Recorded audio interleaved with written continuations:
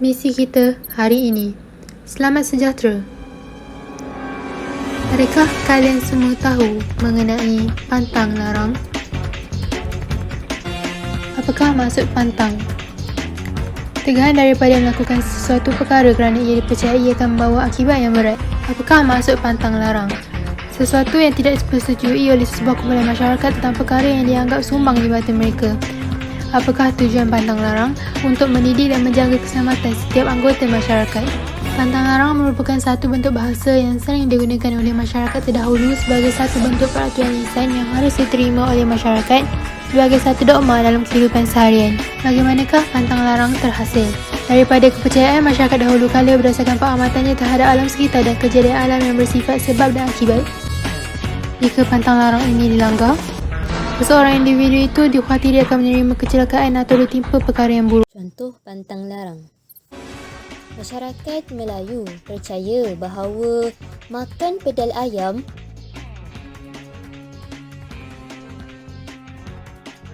akan menyebabkan pengantin mengantuk ketika bersanding di atas pelamin.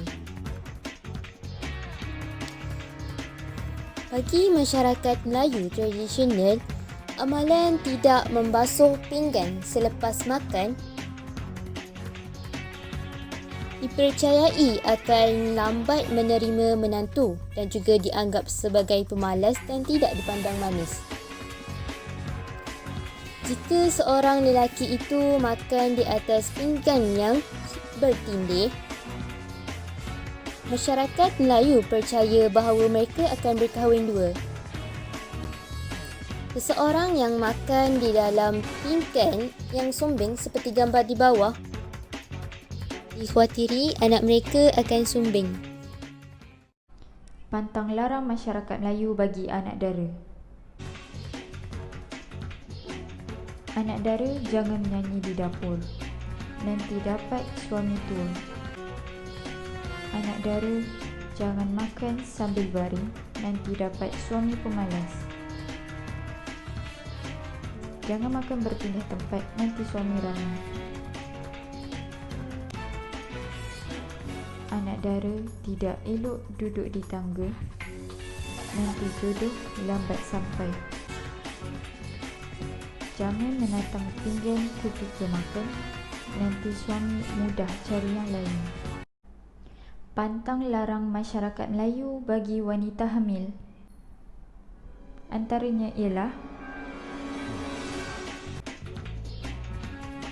jangan lihat gerhana, nanti anak juling. Jangan menusuk bawah penidai, nanti anak gagak. Jangan makan dengan pinggan sumbing, nanti anak menjadi sumbing. Jangan makan makanan tajam seperti nanas, nanti keguguran. Jangan minum kopi, kelak bayi berkulit gelap.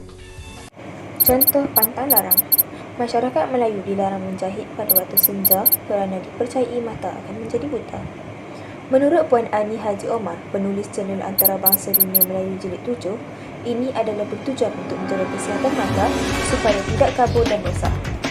Selain itu juga adalah untuk mengelakkan kecederaan ketika menjahit. Yang kedua, anak dara dilarang menyanyi di dapur jika tidak akan berkahwin dengan jodoh perempuan. Perbuatan menyanyi di dapur dilarang kerana ditakuti nasi atau masakan yang sedang dimasak akan hangus akibat mereka menyanyi.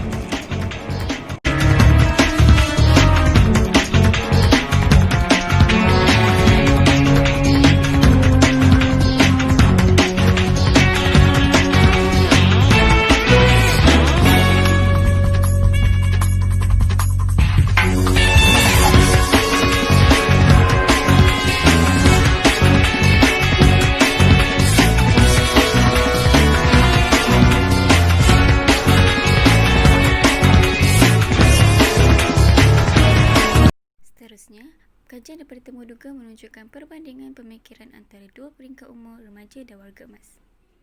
Pertama, kekerapan penggunaan pantang larang. Bagi warga emas tersebut, pantang larang digunakan pada setiap waktu yang boleh diaplikasikan seperti ingin mendidik dan menegur. Manakala bagi remaja pula, ia jarang kerana ianya tidak relevan untuk diguna pada masa ini.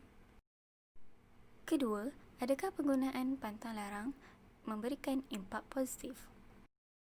Menurut warga emas tersebut, pantang larang memberi impak positif kerana larangan yang terselit dalam pantang larang dapat mengawal perbuatan yang kurang enak untuk dilakukan dan diperlihatkan kepada orang ramai.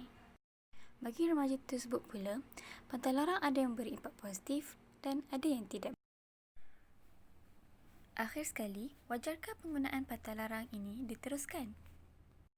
Warga emas tersebut berpendapat bahawa ia wajar diteruskan untuk mendidik moral dan etika generasi baru agar mereka dapat melihat betapa halusnya cara untuk menegur sesuatu perbuatan dari zaman dulu lagi. Namun, remaja tersebut berpendapat bahawa ia tidak wajar diteruskan kerana terdapat banyak larangan yang karut dan tidak relevan yang membuatkan remaja tersebut tidak percaya sepenuhnya pantang larang untuk diterapkan dalam generasi baru.